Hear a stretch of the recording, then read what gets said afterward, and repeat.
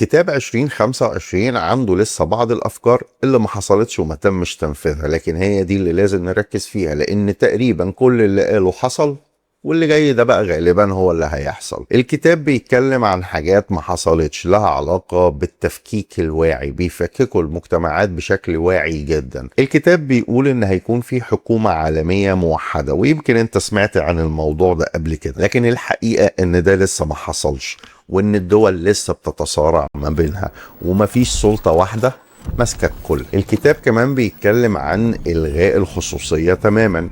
في الحقيقة لا، لسه في مساحة، لكنها بتضيق وبشكل كبير جدا. الكتاب توقع اختفاء الدولة، وبصراحة العكس صحيح هو اللي بيحصل.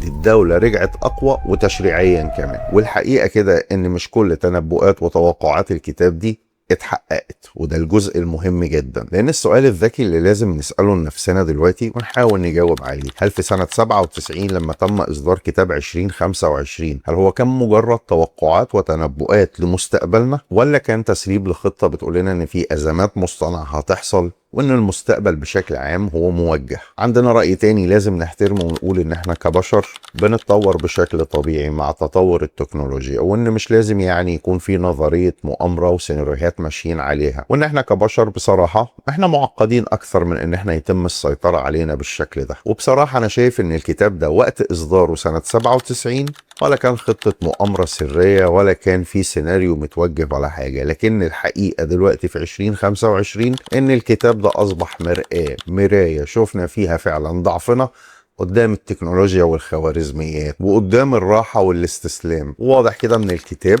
ان المستقبل ما ينفعش يتفرض علينا بالعافية، لكن ينفع يتقدم لنا كسيناريوهات احنا نتعود عليها ونقبلها بمزاجنا. ولو انت فاهم ايه اللي بيحصل ولسه معايا لغايه دلوقتي، شرفني بالاشتراك في قناه الخلاصه مع وائل على اليوتيوب، وشوف صفحه الفيسبوك الجديده بنفس الاسم الخلاصه مع وائل، وما تنساش تفعل الاشتراك في قناه الخلاصه شورتس عشان يوصلك شورتس وريلز هتعجبك قوي. انا اتشرفت بحضرتك.